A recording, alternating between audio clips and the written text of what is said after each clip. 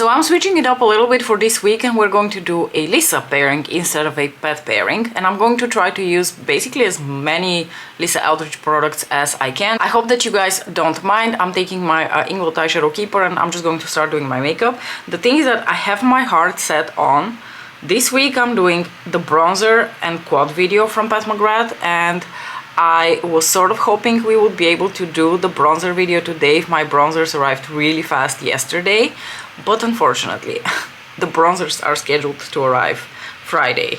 Now DHL usually works quite fast, so I actually expect it to be here maybe tomorrow instead of Friday, but I don't know. Theoretically they're only arriving on Friday, which is absolutely ridiculous. It is over 2 weeks for express shipping, but okay. So I'm doing a Lisa pairing instead, and also just to switch it up a bit, because maybe you're bored just seeing Pat pairing videos on my channel. I don't know. I don't think you are. Actually, based on the fact that these videos still get a good amount of views, I don't think you're bored of my Pat pairing videos. I'm taking my L'Oreal Brow Artist Plumper, but as I said, it's more of, you know, in my head I was determined to be filming a bronzer video this week before a Pat pairing, and I don't want to reverse the order.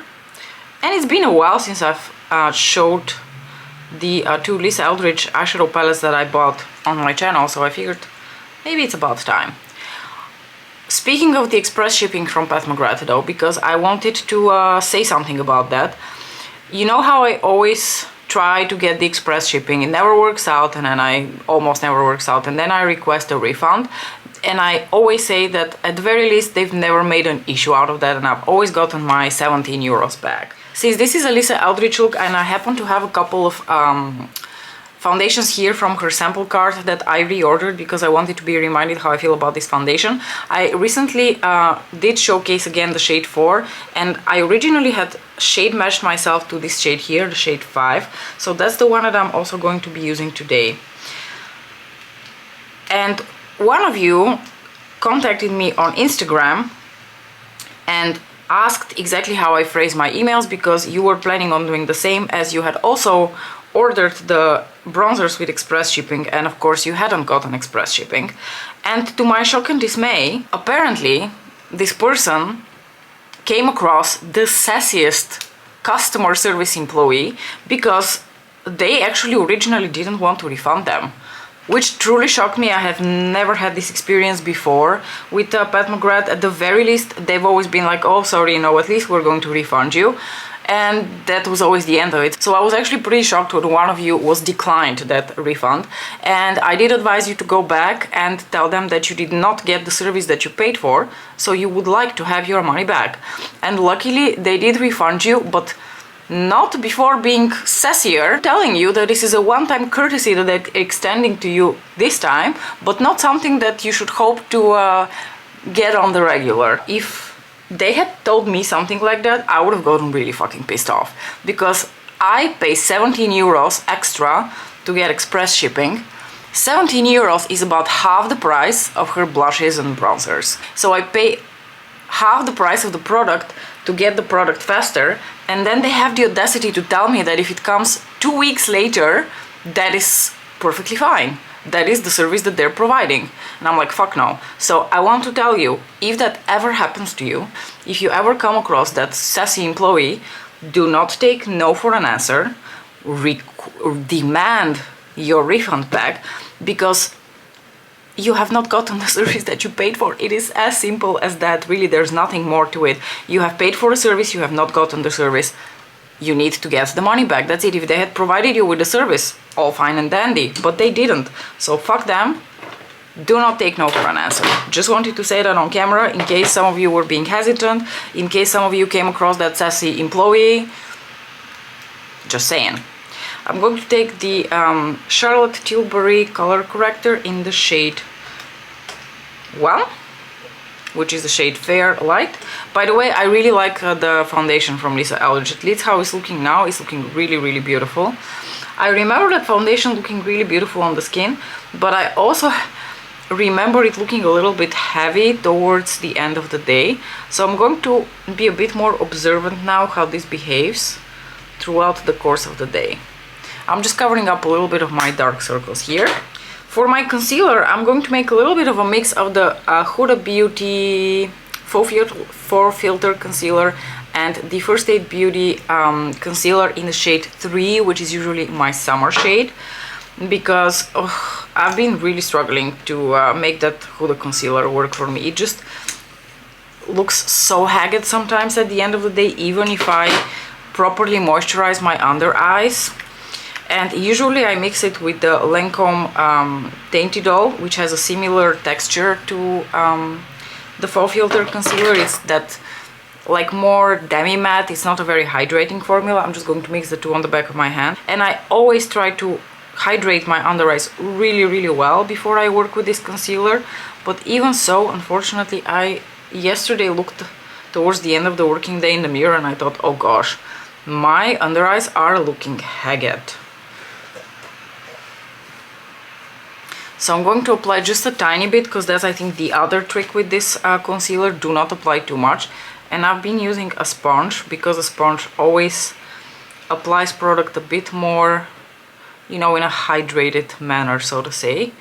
And I have this little spongy sponge here from Real Techniques to apply my concealer, because it looks fine when I apply it. Like, I can never really show you what I mean with it looks haggard at the end of the day, because right now it's looking fine. It's looking a bit blurred, it's not seeing into fine lines, it's not looking extremely drying, which is what I think happens throughout the day. It starts to look extremely drying. I don't know whether it maybe mixes a little bit with the powder on my face, so I should really stick to powder up until here and really make it a point for the powder not to come underneath my eyes.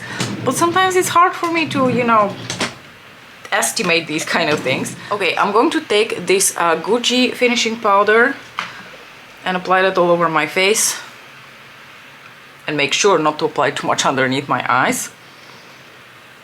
Lisa Eldridge doesn't really have a bronzer, so I'm just going to take my beautiful Victoria Beckham one. I've already seen a couple of videos on the bronzers from Pat. I've tried not to watch too many, but it seems like the shade Nude Honey, the neutral shade, may be the most similar to this shade from Victoria Beckham. This is the shade number 2, so I'm actually very curious. I'm just mixing the two shades, by the way. I almost always just mix the two shades to get a somewhat like neutral bronzer kind of shade. And also something that I don't think I've seen anyone do, because honestly it's a little bit crazy. No one has really ordered shades across the spectrum like I have. So most people ordered a duo, so the shades are usually quite similar to each other in terms of tone. So my most burning question as to how, you know, universally flattering these shades are across different skin tones if you apply them with a light hand remains an open one, and probably I will have to answer my own question when I receive my bronzers, because I'm the only crazy person out there who actually ordered a various amounts of depth across the spectrum, because I'm a little bit insane apparently. Okay, shall we try to also apply the Lisa Eldridge blush? I have the shade Dante's, I want to say it's called Dante's Dream. I don't have the original packaging anymore. It's deposited in here because the packaging exploded some time ago. So I'm just going to take a little bit on my finger like this, and I'm going to spread it out on the back of my hand and pick it up with a brush like that.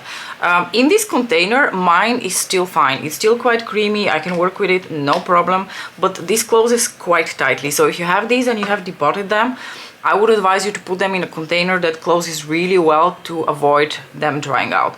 Mine's been in this container for probably about a year, and it, like I said, it's still perfectly workable. Oh, I also wanted to say something else. The quad has also been shipped. It was shipped already on, I want to say Monday, which is a shame, because I think they're pretty much traveling at the same time, given that the bronzers I don't think were actually dispatched before yesterday. So it's a shame and a waste of, you know, money, resources, and, you know, it's just disrespectful to the environment that they've split the package, when in fact I think the packages will come about at the same time. But yeah, I just wanted to say that the quad is coming as well. I will probably do 2 separate videos because I don't think I can ramble about both the bronzers and the quad in one video and not have it be like 1.5 hours long. I also don't have the highlighter from Lisa Eldridge, but I am going to stick with a similar-ish type formula. I'm going to mix my 2 highlighters here that I have from Daniel Sandler, which I bought in a set a really long time ago, because I think we are looking for, you know, a cream highlighter type effect that would imitate the liquid highlighters from Lisa Eldridge that I unfortunately don't have. I could have actually used the Auric Glow Lust as well, but I really like the Daniel Sandler ones. I usually just mix it on the back of my hand, and then I will pick it up with my finger, apply a little bit like this, and then still take a brush and sort of like smoosh it in. Just very gently dab it on top of the foundation and blush, and then I will go in like a few times if I feel like I want to slightly build it up. But this is a beautiful formula. These Daniel Sandler liquid blushes, highlighters, I don't know if he has bronzers, they do actually filter your skin a little bit, if I'm being honest.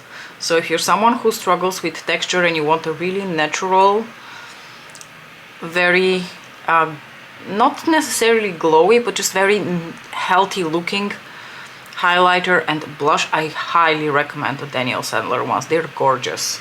Such an underrated product. I have zoomed you in and we're going to do the look, and like I said, it's going to be a bit of a mix of the 2 palettes that I have. I have Vega and Sorcery, and I'm going to actually start off with Vega because I want to do the 2 matte eyeshadows over here through my crease and a little bit throughout the outer corner.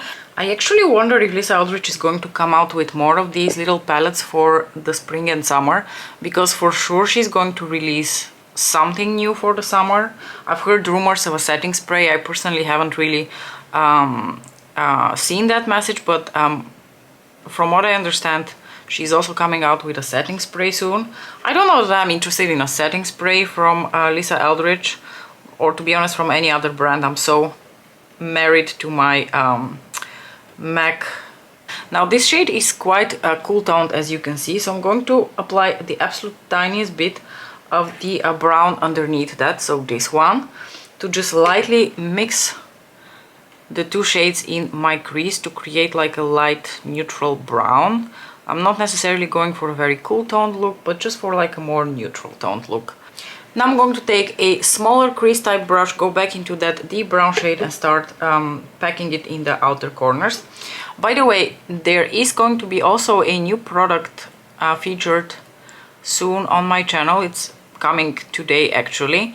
I have ordered another one of the Guerlain Ombre G Quads. I've been lusting after Imperial Moon for the longest time, because every time I go in store I swatch especially the 2 like cooler toned metallic shades, and I was recently reminded how much I love that formula. It is just without a doubt my favorite luxury eyeshadow formula. I would even still rank it above the Tom Ford formula. There is just something so smooth and elegant about that Tom Ford Guerlain Ombre G formula.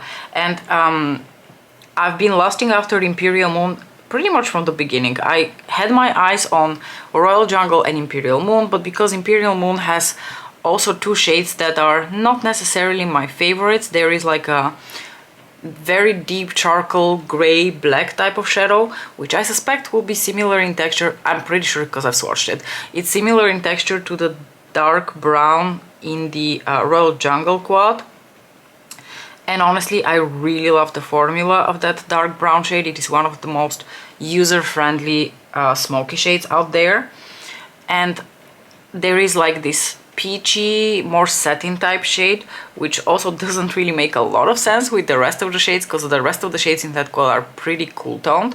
But I think it might be very interesting to layer things together, because that formula is very suitable for layering. Because it is disgusting outside. It is the absolute most disgusting weather you can imagine for mid-April. It is not even in the double digits in terms of temperature, and it is raining cats and dogs, and it's going to be like this all day today. I'm so tired of being rained on. I am, by the way, taking just the tiniest bit of my NYX glitter glue to apply here on my lids as a base for the more metallic shade. And I'm going to go into the Sorcery palette, and I'm going to take this shade all over my lid, and I'm going to put a few flakes of this one over top of that because it has this beautiful, more cool-toned green sparkle which fits my trousers really well. And I'm honestly just going to use my fingers to apply the two metallic shades because I can't be bothered with a brush, and they work quite well with the finger. I'm just applying this sort of as a base. I don't want it to be too intense or too metallic. And what I like about this shade is that it's green tinged taupe.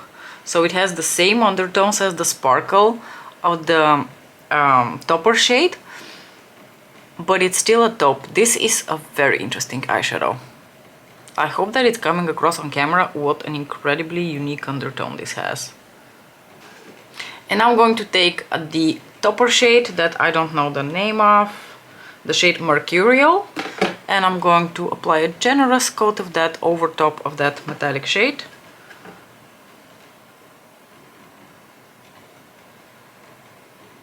I'm also hoping that if she's releasing new eyeshadows in the spring, she will bring back Sorcery, because I know a lot of people are waiting for both the lipstick and the eyeshadow palette.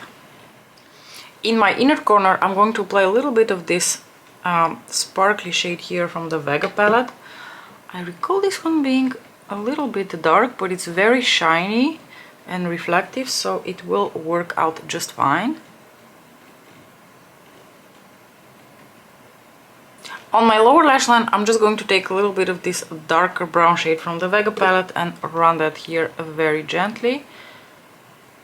And that will be pretty much all for this look, actually.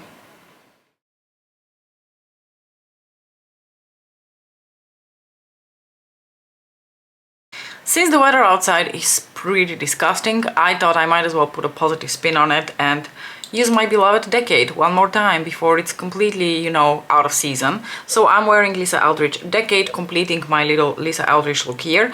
I actually didn't think I would be wearing this lipstick again after the last time I used it for a lipstick rotation, because it was actually looking pretty beautiful and springy outside up until yesterday, and today we are full on back in winter. So, you know, looking at the bright side of things, at least I can wear Decade one more time, because I think from this point onwards things with the weather are looking up. But you probably don't care about abysmal Dutch weather, so I'm going to stop rambling about that.